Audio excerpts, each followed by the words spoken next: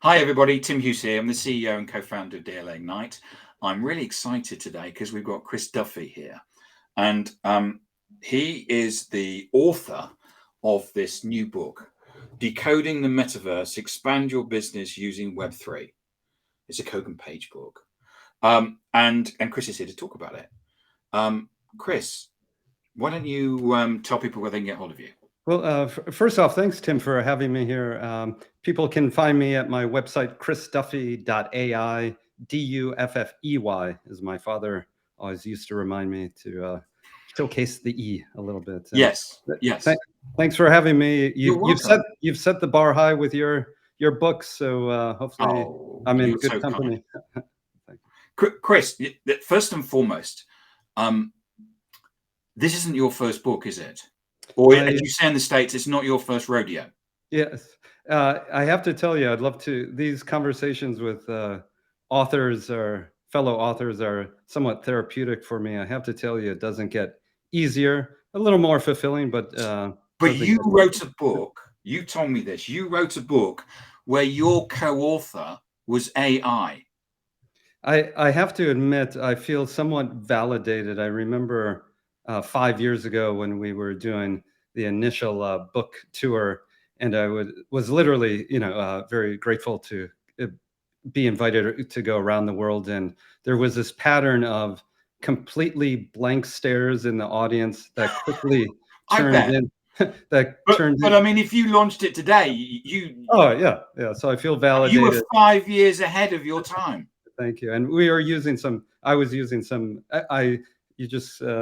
That might be kind of an interesting slip. I still use the word we, meaning my co-author, which was a tapestry of AI language transformers, and myself had a conversation about AI using AI. So it was really, I think, quite indicative of what we're seeing today with some of the early successes, opportunities, but I know. Quite honestly, considerations as well. Then, and I love being in the presence of people that have. I did this, but it was 5 years ago. Yeah. Anyway, we're here to talk about this. Yeah.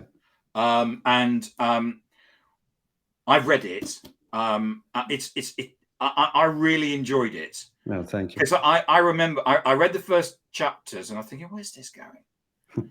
And then I'm like the next and it's like, okay, right. So with me not going explaining any spoilers, give people that are watching this an overview of the inspiration of what you've created in this book, because it's quite different, isn't it, from other books. I've read a lot of books about the metaverse, and this is quite different. Yeah, well, thank you for kind of prompting that.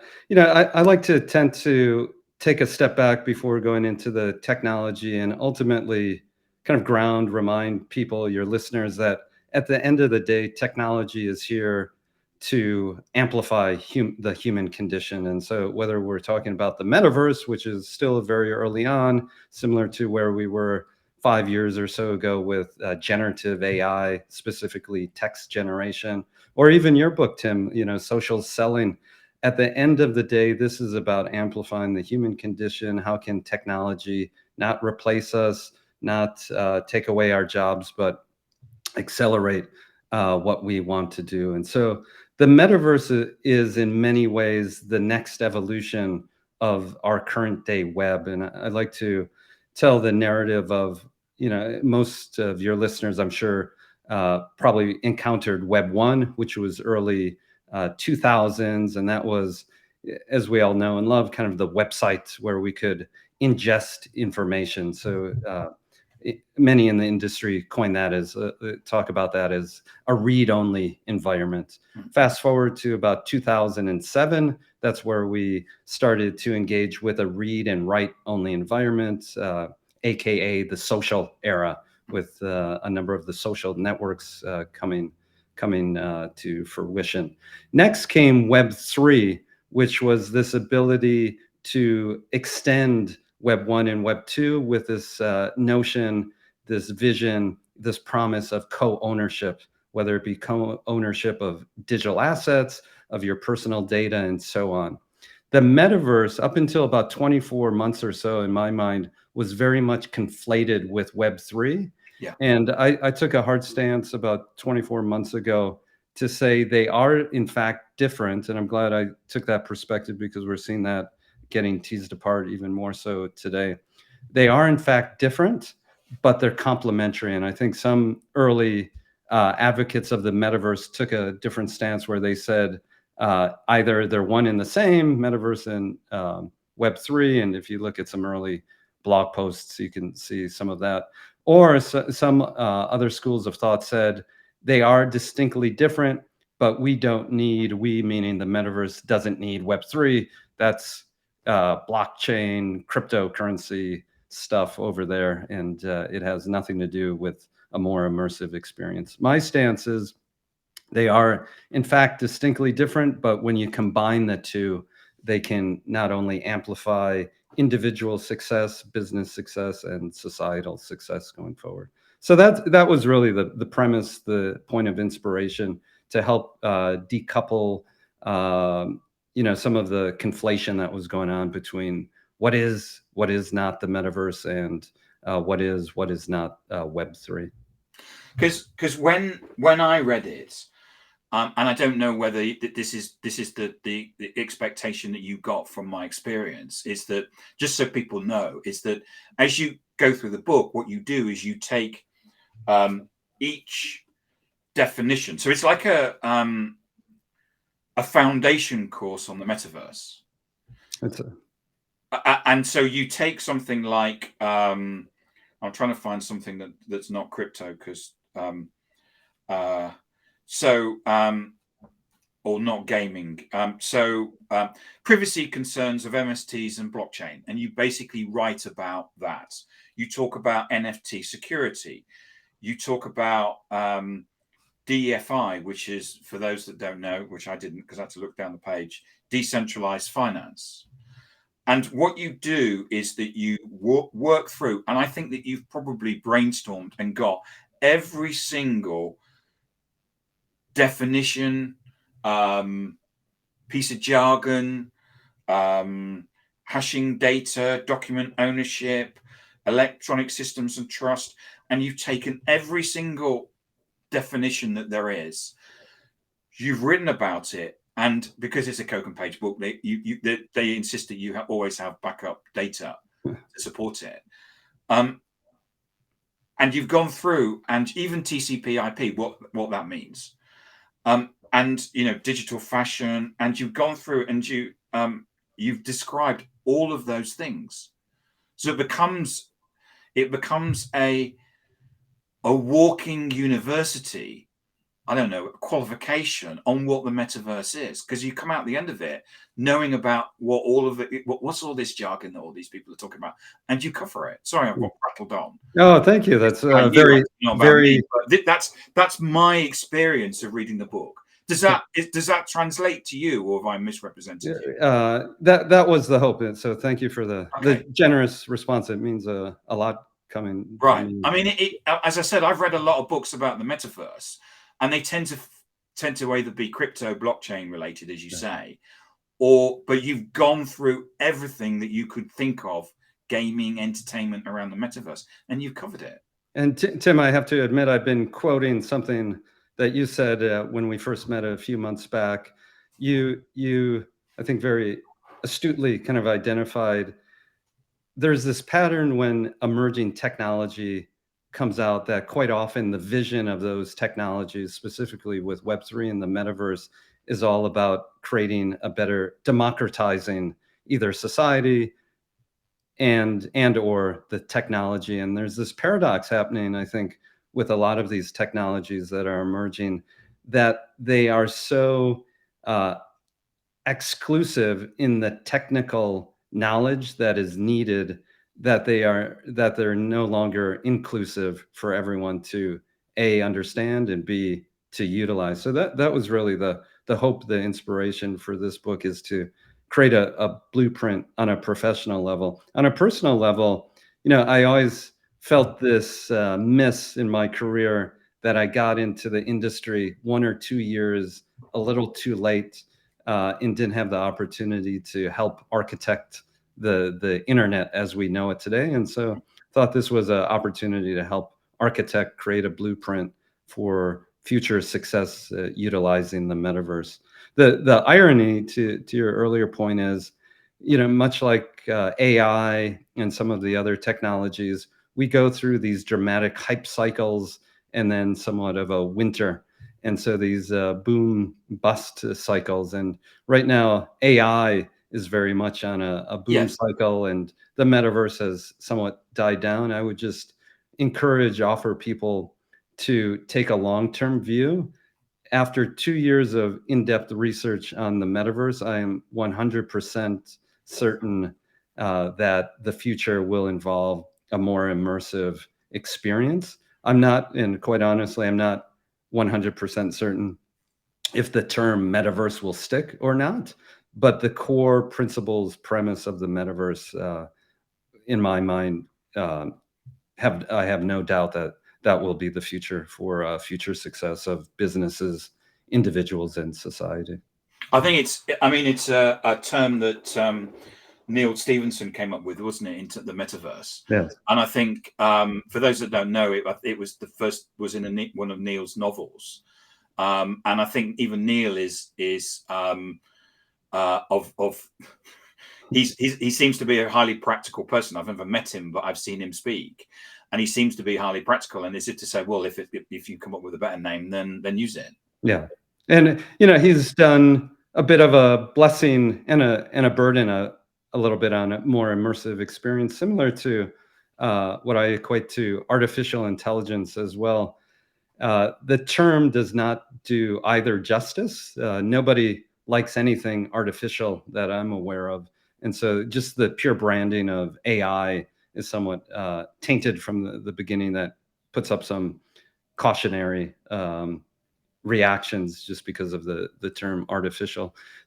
And same with the metaverse. It wasn't very much in cultural vernacular beyond science fiction. So I think that again is somewhat of the hope, is to demystify, decode what the metaverse really is. And back to your point about Neil Stephenson, that initial vision of the metaverse was very much anchored on VR. And throughout the book, I offer that is just one on-ramp into the metaverse. There's many points. I mean, you cover everything in terms of, if I recall, VR, augmented reality, and then you've got a mixed reality. Mixed reality. That's it. Yeah. So I want to ask you a couple of questions. Move from the book to ask you some questions about metaverse. I've got metaverse, so I'm going to ask. So at the moment with the metaverse, we have lots of metaverses, but none of them seem to be compatible with each other. Whereas when we have the when I go and buy a toaster and some bread, it doesn't matter what bread I put in. The toasters are all the same. They're all compatible. Yeah. So what are we going to do with this? How are we going to overcome this incompatibility?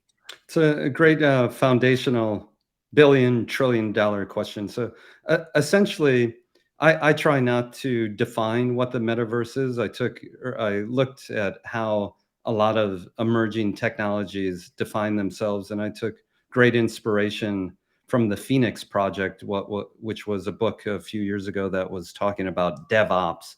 And they took the stance that it is such a new, fast-moving condition that rather than define it, because they knew it was going to expand and be redefined multiple times, they described it. And so I tend to try to describe the metaverse versus define it.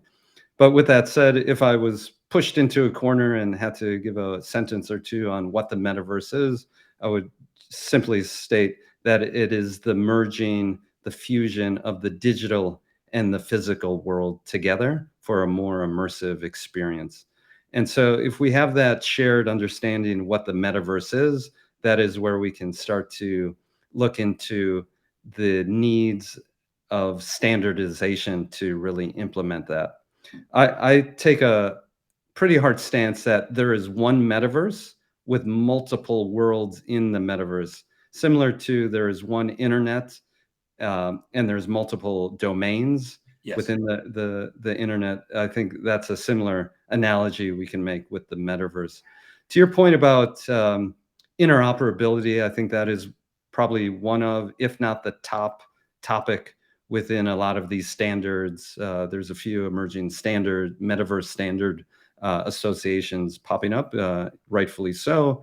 And so if we look at standards from the past, if you look at different plugs, USBs, we see the benefit of universal agreement for standards. And I think we're going through a similar process in terms of what are digital assets, what is the universal standard format for digital assets, how can we create digital currencies that can transcend and cross and be interoperable for a greater, more immersive experience. So there's a number of different standards that are happening currently right now.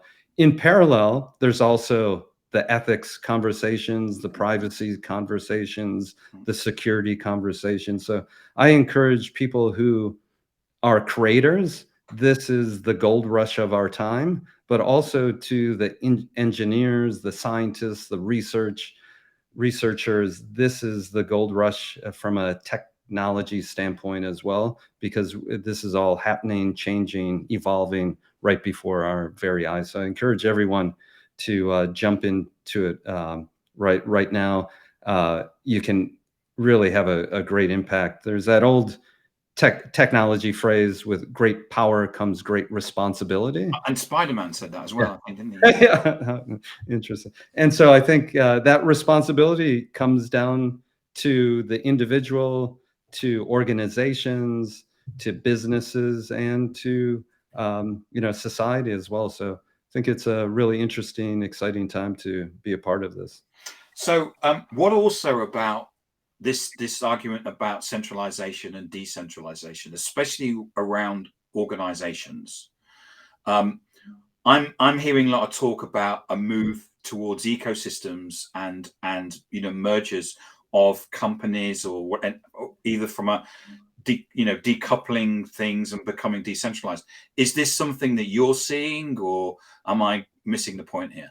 It's something I've been delving into, somewhat of a rabbit hole of the psychology of human nature to refer to extremes. I think we gravitate towards one or the other quite often. I don't know what the psychological pattern implication of that is, but quite often with technology, we describe it as a utopia or a dystopia future. And my thinking is it's more of a protopia future. And if you look at technologies of the past, you can really see that pattern where a protopia is incremental advancement of the technology and its impact on society and business. And I think with the metaverse, we're going to have a similar incremental kind of impact on that as well. We're 2 minutes to go. We're nearly up to the 20 minutes. Chris, thank you so much for coming on. When we talked, and I just want you to make a comment on this, you said adverts are dead on arrival. I think that advertising as we know it will not be represented in that way in the metaverse. And we can take some inspiration from when iOS first came out, and we saw the bookshelf was very much skeuomorphic, with kind of faux wood and representing kind of these different shelves for the books. And I think we're in a similar design aesthetic for the metaverse, where it's very skeuomorphic, where the meeting room or the community room has a desk with legs. And so I think we're evolving from, why would a desk in an environment with no gravity have legs? And I think that's a great metaphor for how we're approaching the metaverse, where we're somewhat applying old approaches to a completely different paradigm. And so we're going to flip the script in many ways. This is no longer about talking about how can we monetize people's time or attention, but rather how can we reward people's time or attention. It's no longer about how can we own the data. It's rather how can we share the data and so on. And so I think in multiple ways we'll be really flipping the script and how we think and approach things going forward. Yeah, I can't see how we can be in a situation where anything, we do whatever we can to ignore adverts nowadays. And I just think the movement of saying what we're going to do is take, well, adverts were invented back in 1930. So let's take 100-year-old technology and flip it into the metaverse. Really? That won't, yeah, that won't fly in the future. But the underlying premise of offering value and utility on a personalized level will really unlock future opportunities for brands and businesses going forward. So one aspect we talk about in the book is creating fandom in the metaverse, and you can do that through co-creation, which is somewhat of a scary proposition for a brand to give up ownership of their IP from a marketing brand perspective. But we're already seeing interesting use cases where when a brand unleashes the creative ability of its community, it creates this environment of fandom and really hardcore advocates for. And I think we're seeing the movement. What one of the things that TikTok and certain Instagram is doing is there's still a lot of people using influencers as a way of basically advertising, but there's also people that are starting to use that fandom as a way of reaching out to people. At the end of the day, this is part of it is having a conversation, isn't it, between the brand and the customer? Yeah, and so that is very early days from a marketing standpoint, and there's been some hits and some misses, and I think to your point about the influencers, on a similar level, we've gone through that, and these are all again incremental advancements on how we're entering this new dawn of immersive experiences. Chris, thank you so much for coming on. The 20 minutes go so quickly. I could talk to you all day about this. Just to remind people, Chris has got a new book out. I'm sure it's available on Amazon worldwide, and I highly recommend it. Thank you, Tim. It's as I said, it's everything you need to know about the metaverse. As I say, I'm no metaverse expert, but I've kind of done okay, I think, in the conversation I've had with you, Chris. I appreciate it. So Chris, where can people find you? ChrisDuffey.ai. Please check out the blog section. I try to keep that updated with the latest and greatest of new emerging opportunities and technology. Thank you so much for coming on and sharing your wisdom and talking about your book. Thank you for coming on. It's just one of those things where I'm going to go and give you a 5-star review on Amazon. Thank you, Tim. Thank you. And keep in touch. Likewise. Thanks, Chris.